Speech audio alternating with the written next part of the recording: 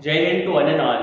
Today I am here with the 9th class SST English medium. Today we are going to discuss about revision part of history, chapter number 4, that is pastoralist in the modern world. देखिए आज हम chapter number 4 history का pastoralists in the modern world इसका revision देख रहे हैं, क्योंकि chapter 4 pastoralists in the modern world और चैप्टर 5 पीजेंट्स एंड फार्मर्स, ये जो चैप्टर है ये दोनों आपके यूनिट टेस्ट में इंक्लूड किए गए हैं। मतलब आपकी जो फरवरी की यूनिट टेस्ट है उसमें इंक्लूड किए गए हैं। तो ये दोनों चैप्टर्स का आज हम रिवीजन देखने जा रहे हैं। देखिए क्वेश्चन नंबर 1 है, explain why nomadic tribes need to move from one place to another, what are the advantage to the involvement of this continuous movement.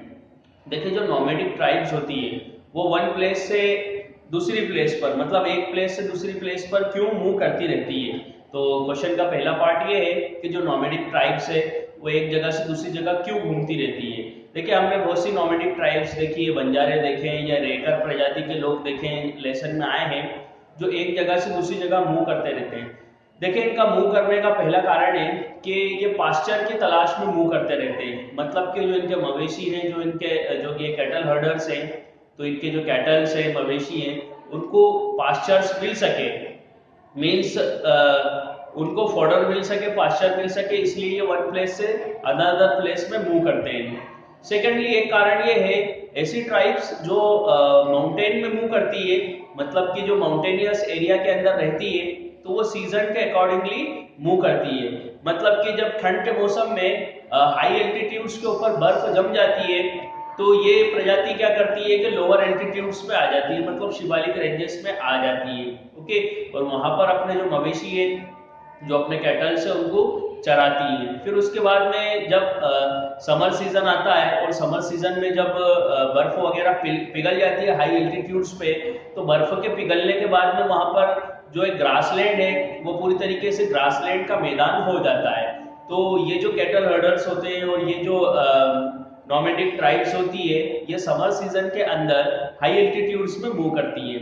तो जाहिर सी बात है जब ये हाई एल्टीट्यूड्स में मूव करेंगी तो अब उन्हें वहां पर रेडीमेड ग्रास मिल रहा है, तो इस रेडीमेड ग्रास से वो अपने जो भेड़ बकरी है, जो मवेशी है, जो कैटल है, उसको चराने का काम करती है। तो इस तरीके से एक जगह से दूसरी जगह मूव करना, ये सीजन के अकॉर्डिंगली ये वन जगह से एक जगह से दूसरी जगह मूव करते रहते हैं। और दूसरी चीज, पास्चर्स की तलाश में एक जगह से दूसरी जगह मूव करते रहते हैं। ओके, अब क्वेश्चन का जो सेकंड पार्ट है, what are the advantages to the environment to this continuous movement. इससे एनवायरनमेंट को कुछ एडवांटेजेस है या कोई नुकसान है, क्योंकि एक जगह से दूसरी जगह मूव कर रहे हैं। देखिए यहाँ पर एटमॉस्फेयर को बहुत ज्यादा एडवांटेजेस है इनके मूव करने की वजह से। पहली चीज ये होती है कि जब ये एक जगह से दूसरी जगह मूव करते हैं तो जो जगह खाली हो गई है, मतलब जहां पर ये अभी नहीं है, वहां पर नेचुरल रिस्टोरेशन हो जाता है। मतलब कि जो चारा है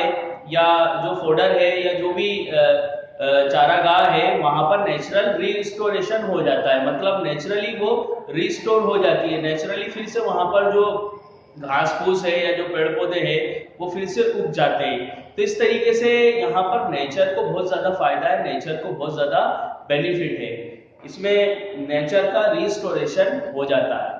तो देखिए ये क्वेश्चन नंबर 1 है, ये आपको अच्छे से याद करना है, रिवाइज करना है। ओके, अब question second, discuss why the colonial government in India brought in the following laws. देखिए हमें ये बताना है कि जो कॉलोनियल गवर्नमेंट थी इंडिया में, मतलब जो ब्रिटिश गवर्नमेंट थी, वो इन लॉज के अंदर क्या चेंजेसमेंट लेके आई। In each case explain how the law change the life of the pastoralist. अब हमें यह भी बताना है कि इस लॉज की वजह से पैस्टोरलिस्ट को क्या नुकसान हुआ। देखिए इसमें हम सिर्फ फर्स्ट वाला देखेंगे, वेस्टलैंड रूल्स। देखिए वेस्टलैंड रूल्स की यदि हम बात करें तो जो वेस्टलैंड वो हुआ करती थी जहां पर जो कल्टिवेटेड लैंड नहीं है। ओके, तो जो कल्टिवेटेड लैंड नहीं थी, कॉलोनियल गवर्नमेंट ने कहा कि भाई इसको कल्टीवेशन के अंतर्गत लाया जाए, मतलब यहाँ पर खेती की जाए, क्योंकि जो वेस्टलैंड थी वहां से गवर्नमेंट को रेवेन्यू नहीं मिल रहा था। तो अब इसको कल्टीवेशन के अंतर्गत लाया गया, और जाहिर सी बात है जब कल्टीवेशन के अंतर्गत लाया गया तो यहाँ से पैस्टोरलिस्ट को हटा दिया गया, क्योंकि जो पैस्टोरलिस्ट की असल में ये चारागाह थी। तो जाहिर सी बात है जब ये कल्टिवेटेड लैंड में आ गई, जब यहाँ पर खेती होने लगी तो यहाँ पर जो पैस्टोरलिस्ट है उनको हटा दिया गया कि आप जो है यहाँ पर अब नहीं रह सकते, क्योंकि अभी किसी की हो गई है, किसी को दे दी गई है, कॉन्ट्रैक्ट बेस पे दे दी गई है, या ब्रिटिश गवर्नमेंट ने रेवेन्यू जनरेट करने के लिए यूं ही किसी को दे दिए। ओके, तो देखें पैस्टोरलिस्ट को ये नुकसान होता है कि जो उनकी चारागाहें दिन पे दिन खत्म होती जाती है, क्योंकि जो वेस्टलैंड है असल में पैस्टोरलिस्ट की चारागाह थी। इसके अलावा जो नए कानून बने थे उसके तहत जो पैस्टोरलिस्ट है अब उनको टैक्स देना होता था, मतलब उनके जो कैटल है उनकी गिनती हुआ करती थी और उस कैटल के अकॉर्डिंगली उनको अब टैक्स देना होता था। मीन्स जो चारागाह है वो अब उनके लिए फ्री नहीं रह गई थी, बल्कि अब उनको अपने मास्टर्स को, अपने कॉलोनियल मास्टर को टैक्स देना होता था। ओके, तो आज हमने रिवीजन पार्ट देखा, question number first and question number second का पहला पॉइंट हमने डिस्कस किया। अब इसके आगे का जो पॉइंट्स है और इसके आगे का जो क्वेश्चंस है वो हम हमारे कल के लेक्चर्स में डिस्कस करेंगे। तो आज के लिए बस इतना ही। जय हिंद, जय भारत।